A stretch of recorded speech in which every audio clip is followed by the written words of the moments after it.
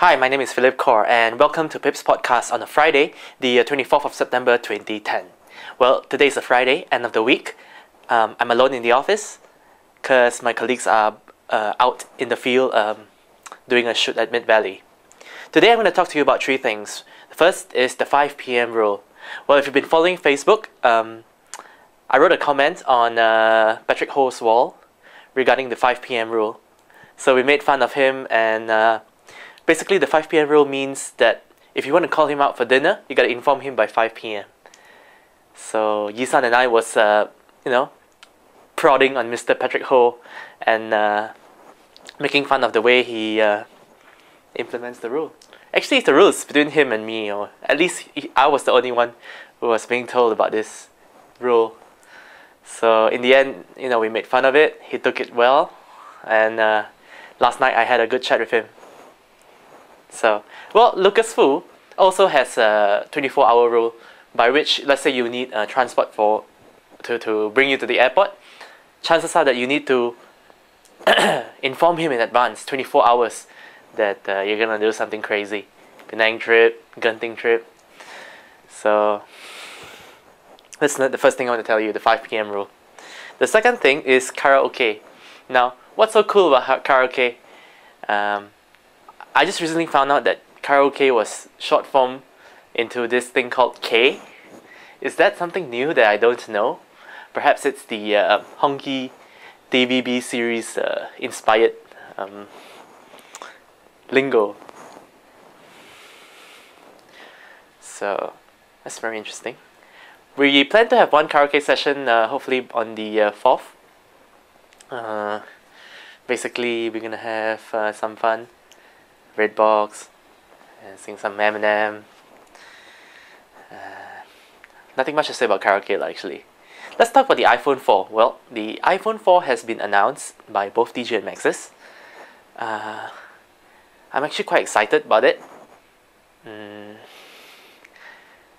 If you follow the installment plans where it's a 24-month period, I think that the purchase the iPhone 4 is pretty much the same, both DJ and Maxis. Only difference is that Digi don't have the overusage charge lah, where they kind of screw you up with the up to 250 ringgit. So for example, you overuse your 1 GB quota, chances are that you're gonna get screwed by Maxis. Digi will throttle you down to 128, which is pretty much good for Skype. It's good for internet and browsing.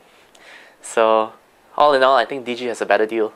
If you beg to differ, drop me an email, write a comment on my blog. I'll be more open to maybe your side of the arguments. Well, the top five applications I really like is the Retina display, which is a high resolution display. It's 960 by 640, super high resolution.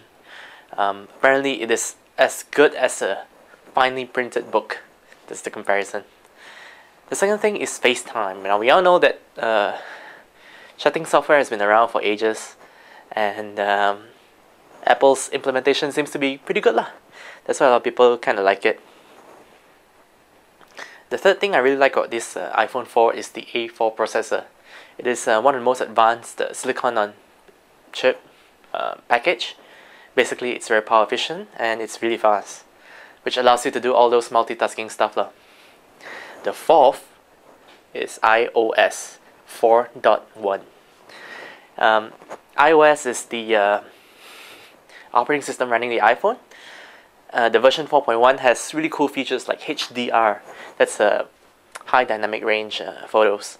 So your 5 megapixel will capture 3 photos, one in the normal level, one in overexposed, and one in the underexposed. So what the software will do is that it will balance it out and give you a really, really realistic representation of what you're really capturing. So, really good quality photos coming your way. Last but not least, I like the GPS. GPS has been around for ages.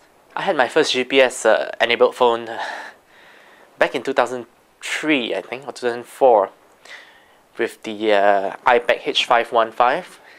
I had to run the Garmin Helper application on top of another Garmin application in order for the GPS functionality to work. So, yeah. So that's about it. The 5 features I like are the Retina, FaceTime, A4 processor, iOS 4.1, and GPS. So stay tuned, and we'll see how things go, whether or not I can afford it. So that's it for this episode of Phipps Podcast. Thanks for subscribing, thanks for watching, and goodbye. Have a good weekend.